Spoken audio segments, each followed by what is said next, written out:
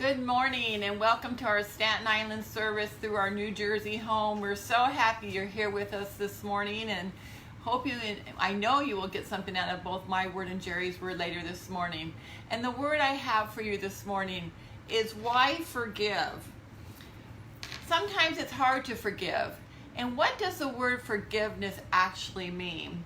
It means a conscious, deliberate decision to release feelings of resentment or vengeance towards a person or a group who has harmed you, regardless of whether they actually deserve to be forgiven. And oftentimes when people are harmed or hurt by something, we really don't think they deserve forgiveness. And we have to be honest about that. We know the term that we should forgive and we need to forgive, but how often do we actually want to forgive? And it can be many different types of forgiveness. It might even be just as a child when kids are playing and they're hitting each other or taking a toy, they need to be forgiven. Or a brother or sister and family members. Sometimes there's bickering in the family, and especially brothers and sisters when they're growing up. But no matter what type of disagreement it is in a brother and a sister relationship, it's time to forgive, even when you're younger. And you need to learn it. They need to learn it when they're younger. What about when you grow up? I've heard so many times when people grow up and they have bad feelings toward a sibling. And oftentimes they don't talk to them for years or months, and even when they have passed away, they haven't spoken to them for years. But those years, they're losing a lot because it is a relative, it is a family member. And it's time to forgive no matter what has happened. And oftentimes in brothers and sisters, I've heard it said, when mom and dad passed away and there's been an inheritance, it's the inheritance that has pulled the family apart. And nothing is worth that. The money is not worth it to break up a family. There needs to be forgiveness. How about a husband and a wife? Oftentimes there can be disagreements and they're not taken care of. What about that spouse that cheats on their husband or their wife? Oftentimes there could be spending of money and big things, or it could be a change in a job and it's not even discussed with the other spouse. There needs to be forgiveness in all situations when it comes to a husband and wife. What about an employer? Have you ever been employed and you and you felt like someone else may have got the position that was for you and you were kind of bitter about it, or you didn't get the raise that you were expecting? You need to forgive because there's reasons that these things happen, but you need to forgive no matter what. What about that person who has been abused or physically or mentally? How can they forgive? It is so hard. What about that family member or friend that's been killed and it wasn't even by a car accident? Maybe they were murdered. How do you forgive that person?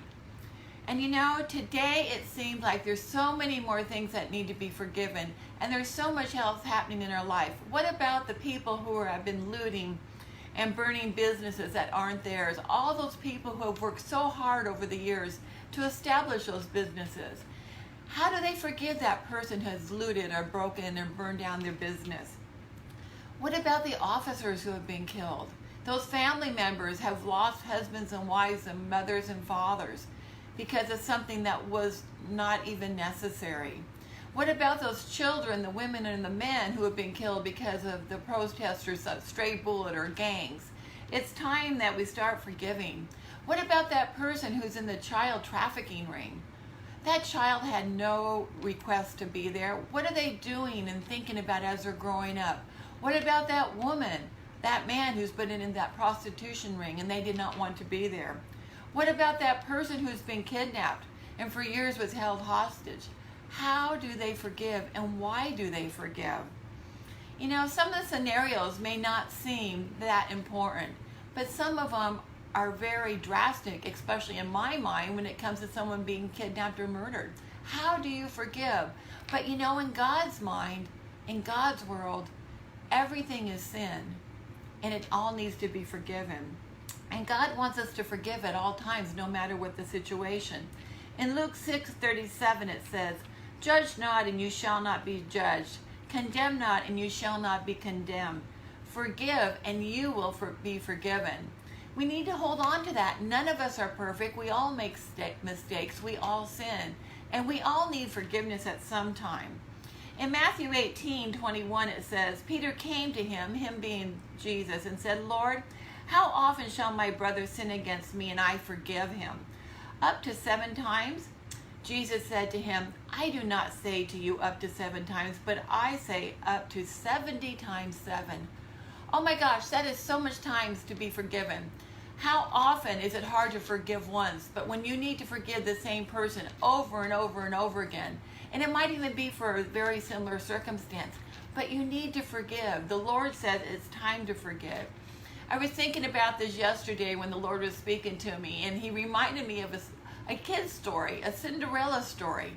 And most of us know that story. It's about Cinderella, whose father got remarried, and she had this new stepmom, and then her father passes away, and Cinderella is stuck with this terrible stepmom and 2 stepsisters who are so mean to her.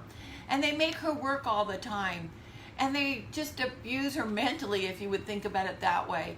And she works from morning to late night, and the other girls are just sitting around doing nothing. They're pampering themselves. But you know what? Cinderella always had a good attitude. She forgave them, even though she may not have said it outrightly. She forgave them. Every day she was happy. She would whistle while she worked, and she would be happy at all times. But I believe that she had forgiveness in her heart, and nothing was going to hold back her happiness just because they had abused her mentally and were treating her badly. In the end, she's the one that actually won. The prince comes to her and she gets married and she lives happily ever after. But you know, that's because she was happy to begin with, no matter what had happened. And I believe it's no different for us today. That when we forgive, God has that plan for us, and he's going to take us to a new level. But we have to forgive in order to do it. It also reminds me of a story in the Bible, and this is of Joseph, and we start in Genesis 37, starting in verse 3. It says, "And his master saw the Lord was with him, that the Lord made him do all to prosper in his hand." And I just went to the wrong place, so let me go back to 37, starting in verse 3. "Now Israel loved Joseph more than all of his children, because he was the son of his old age, and he made him a tunic of many colors. But when his brothers saw that his father loved him more than all his brothers, they hated and could not speak to him peaceably." You know, that's kind of like today. How often do family members or someone hate you because of what you have? So Joseph was hated. Now Joseph had a dream, and he told it to his brothers, and they hated him even more. And he said to them, "Please hear this dream which I have dreamed. There we were binding sheaves in the field, and behold, my sheaf arose and also stood upright, and indeed your sheaf stood up all around and bowed down to my sheaf. And his brothers said to him, 'Shall you indeed reign over us? Or shall you indeed have dominion over us?' So they hated him even more for his dreams and for his words." That word hate is a strong word, but I believe today there are so many people out there hating, and we still need to forgive them. And Joseph was actually hated by his brothers. In verse 9 it says, "Then he dreamed still another dream and told it to his brothers and said, 'Look, I have dreamed another dream, and this time the sun, the moon, and the 11 stars bowed down to me.' So he told it to his father, and his brothers and his father rebuked him and said, 'What is this dream that you have dreamed? Shall your mother and I and your brothers indeed come and bow down to you before earth?' And his brothers envied him." So now we not only had hate, we had envy. Envy needs to be forgiven too. No matter what it is, we need to be forgiven. But Joseph had every reason not to want to be part of his family because they hated him so much. In verse 14, his father asked him to go and check on his brothers in the field. And he did. But when the brothers saw him, they did not want him around. And in verse 14 it says, in verse 18 it says, "Now when they saw him afar off, even before he came near them, they conspired against him to kill him. Then they said to one another, 'Look, this dreamer is coming. Come therefore, let us now kill him and cast him into some pit, and we shall say, some wild beast has devoured him. We shall see that we will become of his dreams.' But Reuben heard it, and he delivered him out of their hands and said, 'Let us not kill him.' And Reuben said to him, 'Shed no blood, but cast him into this pit which is in the wilderness, and do not lay a hand on him, that he might deliver him out of their hands and bring him back to the father.' So what happened, Joseph gets put into the pit. And then he goes into verse 25 and 20 through 28, and they pull him out of the pit, but now they sell him. They think if they got rid of their brother by selling him, that everything will be better. But you know what? It never did get better. They sold Joseph. But eventually Joseph shows up in the palace. So Joseph has gone from being hated by his brothers, and then they're not forgiving him just because he's the youngest one. They now put him in the pit. Now they sell him, and then eventually Joseph goes to the palace where God is still with him. And in chapter 39, starting in verse 2, it says, "The Lord was with Joseph, and he was a successful man, and he was in the house of his master, the Egyptian. And his master saw that the Lord was with him, and that the Lord made all he did to prosper in his hand. So Joseph found favor in his sight and served him. Then he made him the overseer of his house, and all that he had was put under his authority." So no matter what the situation, no matter how hurt you've been by someone, you need to forgive them. Joseph did not hold animosity towards his brothers or his family. And because he didn't, God was able to go forward with his plan for Joseph's life. But Joseph had to be able to forgive in order for God to take him to the next step. And God is in control. So no matter what has happened in your life, no matter who has hurt you, no matter who has abused you, no matter who has said lies about you, it's time to forgive because God has full control. And many years later, Joseph, as I said, was placed into the palace, but it's before a time as it was to be. In Genesis 45, starting in verse 3, it says, "Then Joseph said to his brothers came to the palace, and they did not know it was Joseph." And in verse 3 it says, "And Joseph said to his brothers, 'I am Joseph. Does my father still live?' But his brothers could not answer him, for they were dismayed in his presence. And Joseph said to his brothers, 'Please come near to me.' So they came near. Then he said, 'I am Joseph your brother, whom you sold into Egypt. But now do not therefore be grieved or angry with yourself because you sold me, for God sent me before you to preserve life.'" God knew ahead of time what was going to happen. He sent Joseph ahead so that he would be able to take care of his family.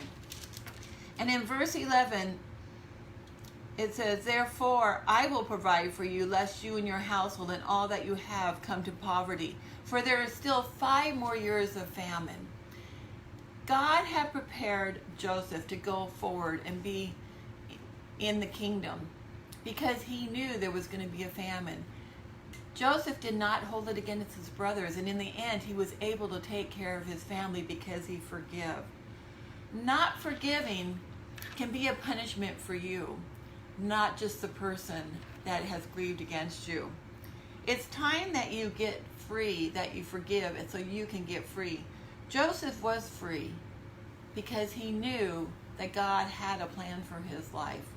You know, many times we'll say that we have forgiven someone, and we truly haven't. We might say it flippantly. As a child would say, "I forgive you," and they don't really mean it. How often have you said, "I forgive you," but you still hold on to that grudge or that animosity? Many times it happens. It is time to let go of whatever it is so that you can be free.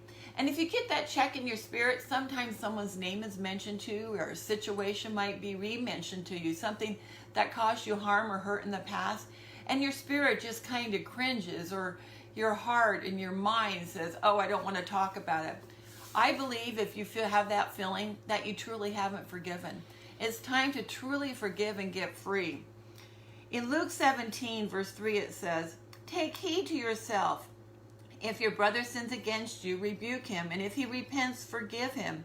And if he sins against you 7 times in a day, and 7 times in a day returns to you, saying, 'I repent,' you shall forgive him."